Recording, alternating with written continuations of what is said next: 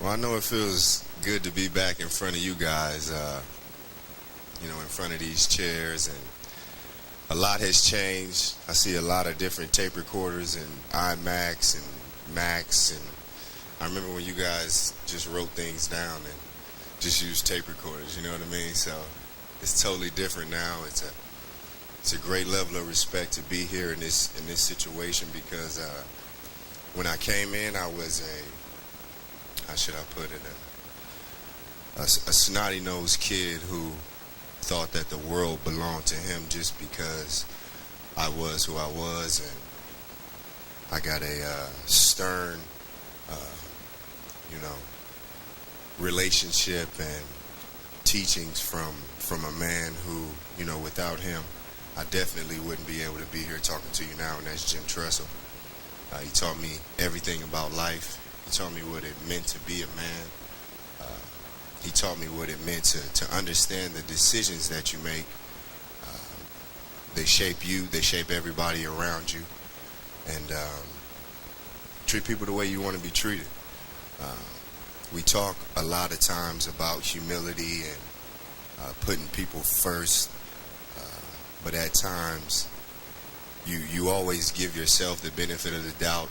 And, it's hard to have an understanding that things happen because of everybody else around you. And that's the only reason that I'm standing here today with the ability to talk to you about the accomplishments that I had and, the success that we had here at Ohio State. It was all because of everybody else. It's tremendous being here, and I say it jokingly, but it is like cheers. It's cool to come back and be where everybody knows your name, and it's not about what you are going to do for me. It's, kind of the work that you've already put in. It's a genuine love. So I love this place with all my heart. And I'm going to try to build some more of a brand here, do some more things in the future. Any questions? Troy, you had such success against the Michigan game, in the Michigan game and stuff, and I just wonder, what would your advice be to J.T. Barrett as he faces his first one? Because you did that a long time ago as a sophomore. The first advice is stick to the game plan. Don't try to be someone that he's not. And, obviously, we've gotten a chance to see the transformation and the growth behind J.T. Barrett this whole season. And, I'm pretty much blown away because as a freshman, he's doing some things that it took me an ample amount of years to grasp and have an understanding about. And, we as Buckeye fans, we should be privileged to see his growth, and it'll do nothing but rise. Any different on those game days than you did the week before or in a bowl game? Was there anything different about the Michigan game that you could literally feel? There's a lot of difference. Being and growing up in Ohio, definitely biased towards having an understanding to which game is the best game of the year. But it's a different feel. Donnie, Nicky, and Mike Doss, they introduced me to the game with a couple shellackings my red shirt freshman year that lets me know that even though I'm a quarterback on the roster, this week is a little different. I was messing around with our head equipment guy, Kevin Rise, and once I walked in, some of the assistants, so to speak, were putting the blue electric tape and the wings on, and, I kind of got offended because if we as freshmen didn't take pride and do it by a certain time, then we had either extra laps we had to run or it was a penalty, and, the rivalry is taken off. We won't even let the guys touch the blue tape, so I understand now, Michigan helmet, though. Unfortunately, I did. Troy, this week, I guess, LL Cool J played 24/7 in the facility. Whether that's a motivating thing, I don't know. But when you were here, what motivating techniques did Tress use that were Bruce. Earl Bruce. He was our only motivation that Thursday when he came for his talk, so to speak, or, and every year it was the same things, but in a different chronological order because, sometimes it'll be the exact way it happens, and then the next year it'll be a little ad lib, and then the next year it'll be another little ad lib. But that's why you gotta love Earl Bruce. Without him in certain situations, our lore wouldn't be the way that it is at Ohio State. You know, he did what he did against Michigan, and yeah, so Earl Bruce for me was it. I just couldn't wait for his speeches. What got you motivated in terms of focus that week that you played so well in that game? Was there anything you could point to?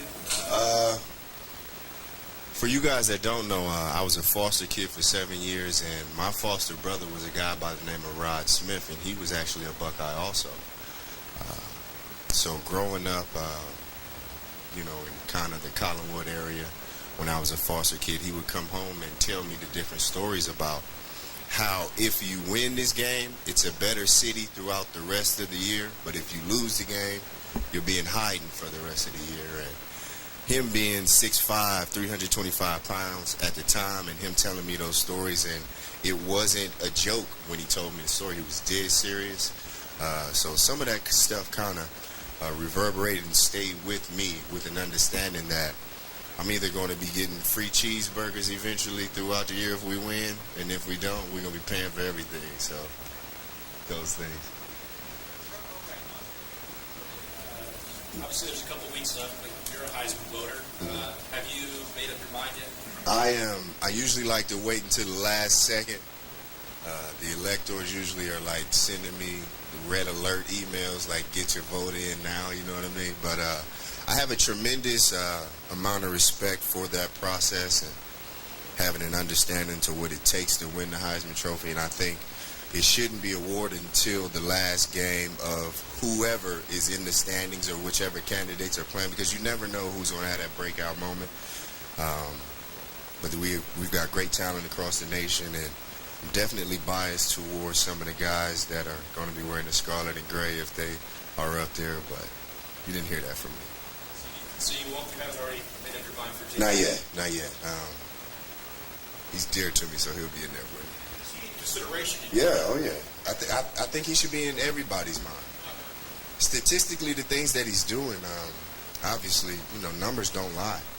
And Tom Herman and our offensive staff are putting him and we're putting other guys in, you know, positions to make plays, and JT's doing nothing but capitalizing on every single chance and opportunity. So I think he'll continue to do that. Saturday's game, Hard Shrine, during the Michigan game, what do you think your emotions are going to be like when they pull that down, your numbers up there next to Eddie George and everybody else? Well, I know for a fact both of my babies will be with me. My daughter is 6. Her name is Tanaya Lily Smith. My son is a junior to myself. He'll be 3 on the 30th. My emotions, first and foremost, will be to have them in check so everybody will know that Troy Smith's kids has a little bit of manners. But I'll be swirling with emotion because everybody who had a chance to help me, to push me, to embark on this type of illustrious career that I did have here, they will be there.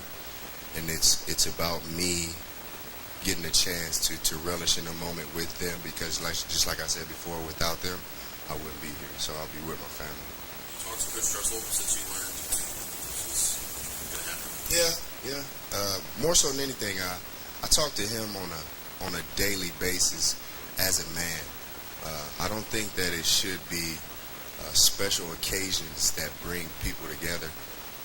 He was with me through the worst of the times and the best of the times, and he never batted an eye or treated me different.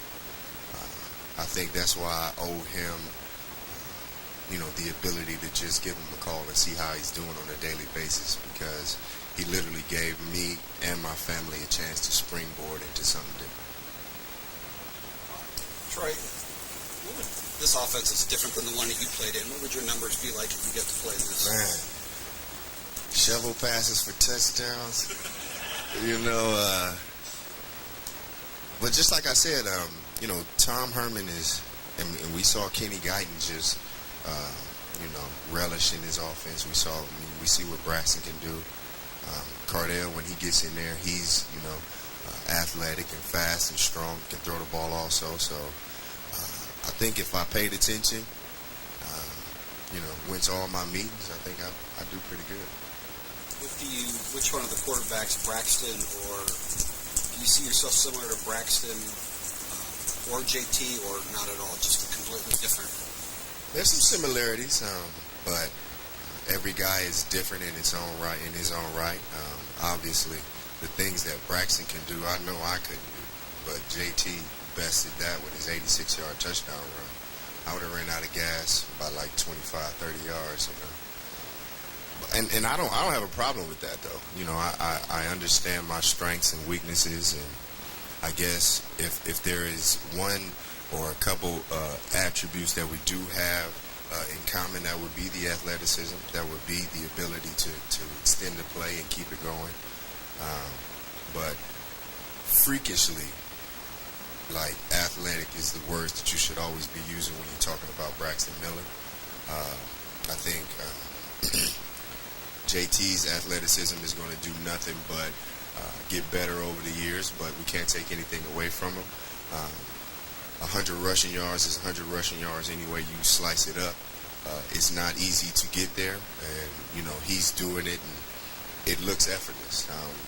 The touchdown run, they get a chance to replay it all the time, and it's a testament to the people that work out with him in the weight room. The ability to maintain that type of speed for as long as he did is not easy. And as a quarterback, Braxton has done some things, running around, throwing the ball, et cetera, et cetera. The athleticism is one thing that I would say we all had in common, but everybody's pretty different. Troy, I know you talked about this before. Can you elaborate on the suspension at the end of the 2004 season, how that motivated you going forward? It's been 10 years now. I know you talked about how that really motivated you for the rest of your career. Well, at that time, a young guy, not having a total understanding to who I was, made a bad mistake, made a decision. The empathy that I was shown from the staff, from my peers, from the university, was all of the motivation for me to make it and be a better person the next time around. To go without, to be in solitude, it's pretty bleak. The things that we do in life, we usually do it knowing that you're going to have some type of support, knowing that the reason why you do things are for other people. So when I was taken away from my brothers, it hurt me down to the core, to the point where a silly decision off the field wasn't going to take me away from the camaraderie that I had worked so hard to achieve with the guys. And that was my whole motivation. Being in a situation to where my guys can trust me, have an understanding that I will always be there. So the decision was made. It wasn't a good one. They allowed me to bounce back, and, the rest is history. Troy, I remember the games. 04 was kind of the coming out party. 05, you had to rally the team in the big house. 06 was a big shootout here. Mm-hmm. Is one better than the other? I think you were down 9 with 7 to go in 05. I was going to say, anytime you, and it's funny, a Wolverine said this the other day on TV. He said, when you are loyal to your soil, good things happen. So anytime you have the ability to take the tremendous gasp of air out of 100,000 people somewhere else, and you really put them in a situation where they have to be, quote unquote, loyal to their soil. I think it means a lot. So doing that at their stadium, in a situation where we weren't supposed to win, backs against the wall, everybody pretty much, leaned on one another, depended on one another, and that's the beautiful thing about football. 11 guys have to be on the same page at the same time, and if anything, the win up there would be the one that stands out. Catch by Gonzalez. Incredible catch, because if you go back, and I'm glad they didn't have sports science for us, because they would have went back and saw that it was a terribly underthrown ball, and if Anthony Gonzalez doesn't bend or torque his body 53 degrees to the right, then you know what I mean. So it would have been pretty embarrassing for me. But Anthony Gonzalez had done nothing but make plays since he'd been here, so that's who he is. Yeah, Troy, 2006 season, one of the best seasons a quarterback has ever had at Ohio State Big Ten. I think 30 touchdowns and 5 interceptions. You're the best player on the best team. Won the Heisman Trophy. Just what did you take from that season, and what was it like to be in that groove week after week? And I know it did not end the way you or your teammates probably wanted it, but just that season was magical up to a point, I suppose. Very magical in the sense that football has done nothing but springboard me into different positions in life to where you understand that people are the most important things. We like to use the phrase iron sharpens iron or men sharpen men. Well, I think people sharpen people. There are incredible situations across the board where beautiful women have helped men, men have helped men, men have helped women, etc., etc. Women helping women. For the most part, that whole season for me was everybody being in a situation to where we were going to be there together, we were going to stay there together, we were going to help, and we were just going to continue to push forward. My whole career, I had to have an understanding that it wasn't just me putting myself in these situations, it was because of everybody else. Troy, you talked some about the 04 game, but were you nervous for that, for your first Michigan game? Oh, yeah. Let's start with correct. Do you remember the feelings like heading into that? Well, the butterflies and the anxiety that follows you through the skull session, through the early morning routines, through it can't really be, how should I put it, just talked about in just this one sequence of events right now, because you don't really understand the magnitude of the game until years and years and years after, until you get a chance to take another picture with a kid who is now 12, and at the time he was 7 or 5, and he says, man, that was the greatest thing in the world. And you at the time, you're trying to downplay it because it's just football. Because the whole time that you're being talked to about the situation is treat it just like it's practice. Treat it just like it's routine. And what happens is through the quote-unquote dumbing it down of making it routine, it does become second nature. It becomes like the back of your hand, so to speak. So even with that being said, until you hit the field and you feel that there are really hundreds of thousands of people watching your every single move, you really don't have an understanding. Obviously, you take the first hit, you hand the first run off, you throw the first incomplete, then you're back in your groove. But until then, you're thinking about all types of things. And it's a feeling that I wouldn't trade for anything in the world. And I know JT's going to be on cloud nine. If I can remember, they were poised to go and do some like incredible things that year. So we were the spoiler, so to speak.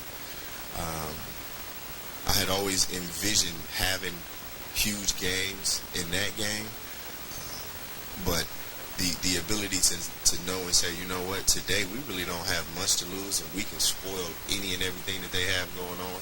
So let's just lay it all on the line. And I talked about this before.